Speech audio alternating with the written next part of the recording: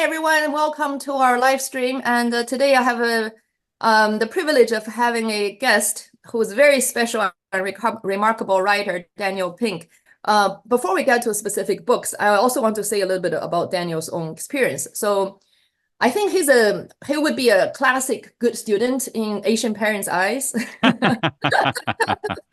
That's why you should all watch this. And so he graduated with honor from his high school, and then he went to Yale. Oh no, he went to Northwestern for his undergraduate, and of course graduate with honors. And then he went to Yale Law School and he got his law degree. Now after that, of course, he joked about it. He didn't practice law for a day, but I guess because that's why he has better things to do. He was actually the chief speechwriter for Vice President Al Gore from 1995 to 1997. And after that, actually, when he was really young, rising star, he actually chose a very different path. He actually, left this remarkable platform and became a entrepreneur or self-employed person. That's when he wrote his first book called A Nation, Free Agent Nation, and talking about the future of working for yourself.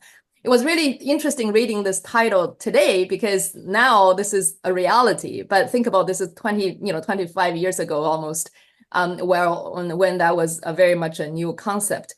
And that basically have set Daniel up into a completely new journey. So let's start from there, Daniel. It's an interesting question. I mean, I think that I was a kind of student, the kind of young person who would have made an Asian parent proud. I got very good grades. I was very well behaved.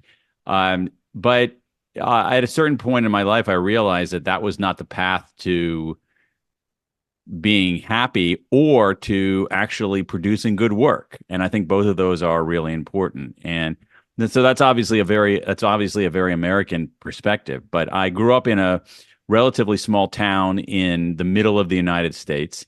It was kind of a boring place to grow up, very safe, very homogeneous. But kind of boring. And the one thing that helped me more than anything else growing up was that this was an area of America that had an excellent public library system.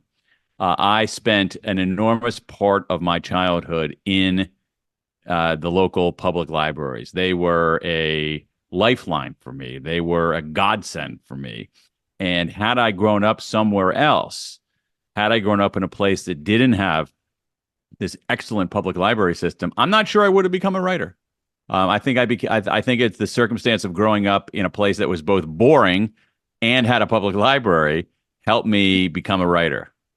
Yeah, that is really advantage of the US because I went to the States in my early 20s, and that was the biggest finding. I think for people who are in China will probably know public libraries there are, but they're very centered or concentrated. You have to go to a big. Yeah, exactly. Yeah, in the US, it's like everywhere. Yeah, no, particularly in certain parts of the United States, and this is just pure luck. The state that I grew up in the United States, the state of Ohio, actually has, for reasons of history and taxation, has an excellent public library system.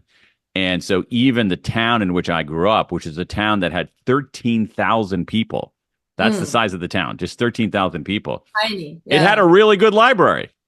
and it was a library that I could walk to as a kid, and a library that I did walk to as a kid, and a library where I spent a lot of time and where I learned about the world in a way that was difficult, that would have been otherwise impossible to learn about in a small town in Ohio, especially pre-internet. Yeah, yeah.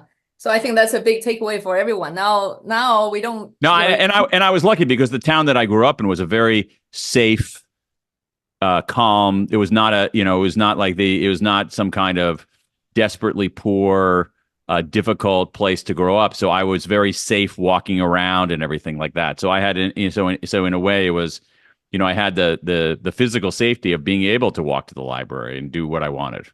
Yeah, yeah. No, it was interesting because I'm in Japan, and Japan is, as you probably know, I mean, when's the last time you're here, is very safe too, and kids can run around. Yeah. And when I was in the US, I have to drive my kids around. Yeah. Yeah, and I think that was a big change because I was talking to my friends, American friends who grew up, because I didn't grow up in the States. And they were saying around that time, like, 20, 30 years ago, was the case for them as well. They can walk to places. And now it's Yeah. not the case anymore. So on the one hand, there seems to be a development of technology and transportation. On the other hand, kids have less freedom to roam around themselves.